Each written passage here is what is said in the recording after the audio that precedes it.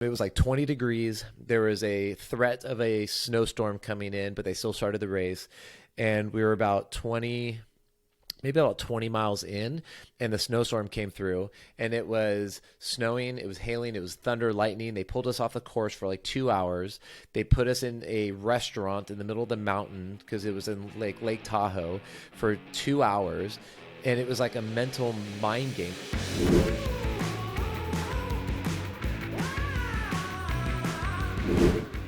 We're here with Adam Berezowski, and we're talking about becoming epic. And some people have a business or a mantra, and they keep it in their mind, but some people put it right on their body. And so, Adam, I noticed that you have on your forearms, you've got a couple of things that are right about your branding. You've got epic and you got courage. But tell us more about what those tattoos mean and what your other tattoos mean.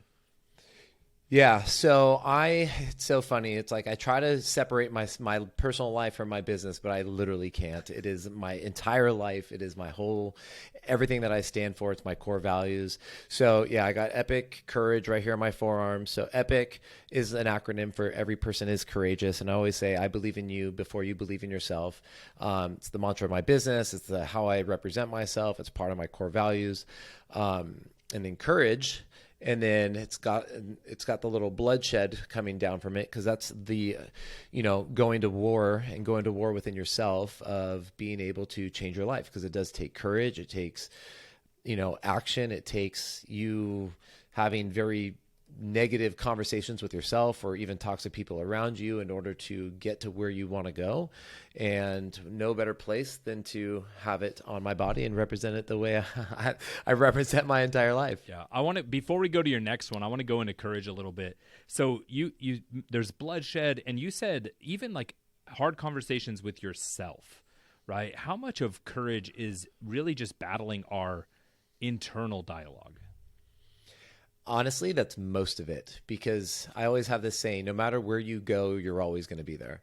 Right. And it's like through my entire life, I've had there's nothing that you can say to me that I haven't said to myself, right? The good, the bad, the ugly. And it's being able to have those conversations with yourself, of knowing that you're worth it, of knowing that you're going to be okay through a hard time, knowing that you're going to develop this courage to face yourself, really, because that's the person you're battling. You're not battling anybody else. Like, your partner might not agree with the things that you're doing, but it's your choice whether you do them or not. And so it's having that courage and having that conversation with yourself, or having the hard conversations with others that aren't serving you and aren't supporting you. Yeah, that makes sense. All right, what else do we got? So I got a couple. I go with my newest one. So 212 degrees. They call it the extra degree, and the whole theory is at 211 degrees, water's hot. At 212 degrees, water boils, and boils create steam, and steam can move a locomotive. So the whole theory is, if you work 1 degree harder, 1 degree hotter, you never know what you're going to be able to accomplish if you just don't give up. And it's crazy. So it's the boiling point of water, and I got little water driplets from it. And that's my newest one, which is probably one of my more meaningful ones.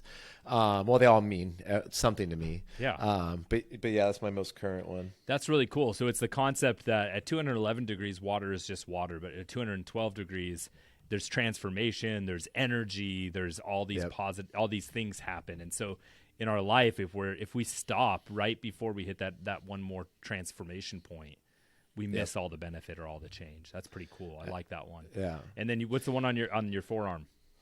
So this one, it's the Spartan Ultra tattoo. This one is super meaningful. Not only is it a 50K Spartan race, so it's a 32-mile Spartan race, and it was in Lake Tahoe. So it's got the mountains, it's got the trees, and then in the water, it's got the like kind of the shadow of the helmet. And this was a time in my life that I didn't know it at the time, but it was like September of 2019. My ex-wife and I were having some major problems, and basically 2 weeks before, she's like, I want to separate.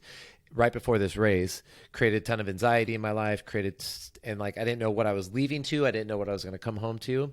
And the day of this event, it was like 20 degrees. There was a threat of a snowstorm coming in, but they still started the race.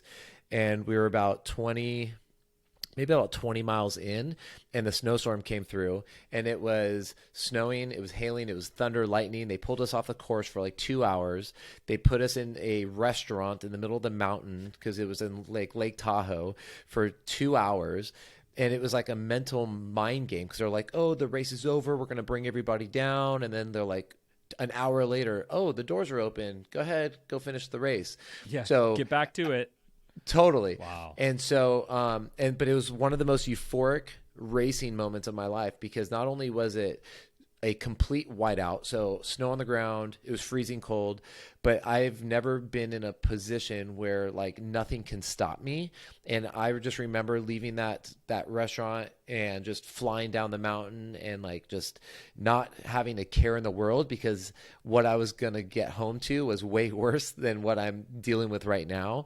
And there was no obstacle that was going to stand in my way in order to accomplish that race. And it was insane. I mean, the lightning, the thunder, everything was so crazy that day. And so that's that memento. And then I even have my medal hanging up on my wall in my gym from this day too, because if there was a day that was trying to kill me, that's one of them. For sure. Isn't it fascinating how sometimes it's our biggest challenges and biggest trials that in the moment they're like daunting and overwhelming, but as we look back, those are the big milestones where we grow. And that's that one extra degree, right? Where you push through. Yep. I always think that's fascinating. Amen. And yet we tend to avoid challenges and hard things, even though that's where we grow. What else do you got? So I have this one on my other forearm, which is in Roman numerals, but it's my daughter's birthday. If there's one person that I want to be the best example for, it's her. I couldn't imagine growing up in a world that is now.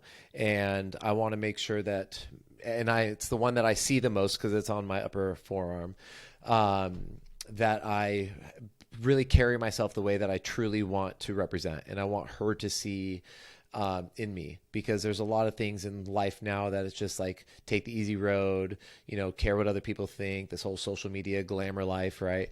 And I want to make sure that this is the biggest reason of why I'm doing what I'm doing, because whether she goes into entrepreneurship and becomes a part of my businesses, I don't care. I want her to just follow her passion. And that's what I want to lead by, is like anything that I do, I'm super passionate about. And I want to make sure she does the same. So that's my daughter's birthday.